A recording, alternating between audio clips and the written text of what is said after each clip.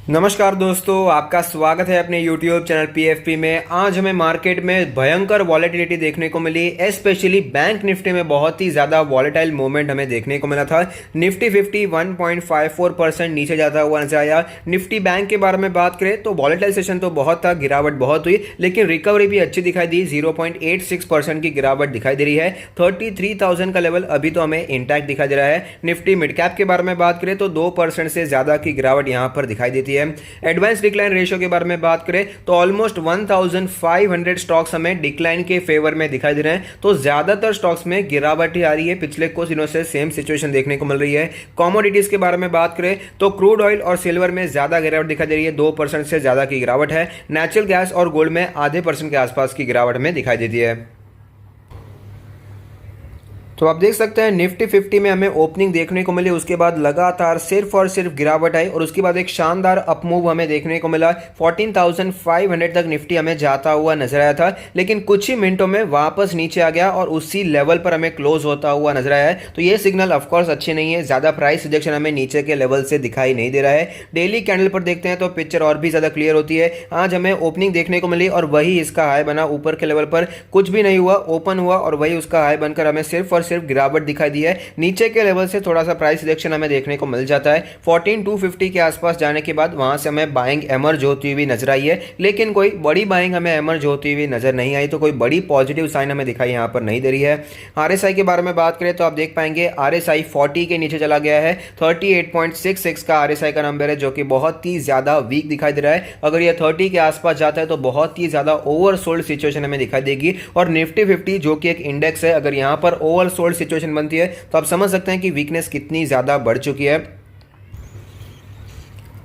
कल जिस तरह हमने डिस्कस किया था कि 14,500 का लेवल एक बहुत ही इंपॉर्टेंट सपोर्ट है और ये सपोर्ट हमें टूटता हुआ नजर आ सकता है। आज ऐसा ही कुछ हुआ, यहाँ पर ये सपोर्ट हमें टूटता हुआ नजर आया। 14,400 के भी नीचे क्लोजिंग देखने को मिली है। और दूसरा भी एक इंपॉर्टेंट लेवल था, आप देख पाएंगे 4-5 दिनों पहले यहाँ पर हमें एक लो देखने को मिला था। इसी लो के आसपास हमें निफ्टी आता हुआ नजर आता है। तो ये भी एक पॉजिटिव बात नहीं है कि इतनी ज्यादा नीचे हमें क्लोजिंग देखने को मिली है। तो निफ्टी ऑफकोर्स बहुत ही ज्यादा वीक है और जैसे कि हमने डिस्कस किया है कि 14,000 के लेवल हमें जल्दी दिखाई पड़ सकते हैं। और मेरा मानना है जैसा सेंटीमेंट है उस हिसाब से 1 या 2 दिन में ही हमें निफ्टी 14,000 तक आता हुआ नजर आ सकता है। एक शार्प गिरावट हमें दिखाई दे सकती है और वहां पर हमें शॉर्ट कवरिंग होती हुई नजर आ सकती है। ऐसा पर्सनली मेरा मानना है। आपका क्या मानना है आप मुझे कमेंट बॉक्स में बता सकते हैं।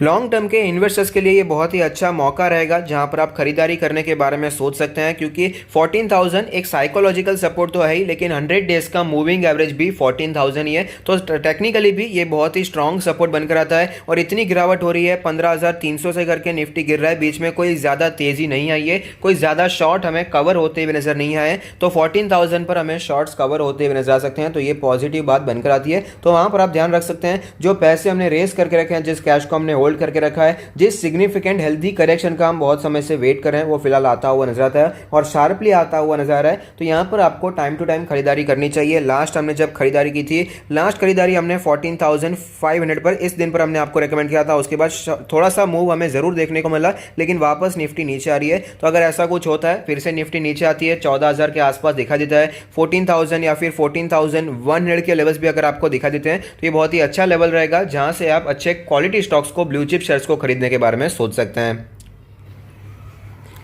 नीचे सपोर्ट्स के बारे में तो बात कर ली। अगर यहाँ पर तेजी आ जाती है, प्रोबेबिलिटी तो हमेशा रहती है, चांस होते हैं, कोई 100% तो नहीं बता पाएगा कि मार्केट नीचे ही नीचे जाएगी या फिर ऊपर ही ऊपर जाएगी। तो चांसेस तो दोनों साइड होते हैं। तो नीचे के लेवल पे तो 14,100 है, लेकिन ऊपर के लेवल्स पर जो एज अ स्ट्रॉन्ग रेजिस्टेंस हमें दिखाई देगा वो है इसका 14,600 का लेवल। इस लेवल पर भी हमें ध्यान रखना है। अगर ये लेवल टूट जाता है तो हमें फिर से थोड़ी सी पॉजिटिवनेस बढ़ती हुई नजर आ सकती है। 14,600 और 14,800 ये दोनों इंपॉर्टेंट रेजिस्टेंस है, जो कि टूटना बहुत ही ज्यादा जरूरी है अगर मार्केट को तेज होना है, पॉजिटिव होना है।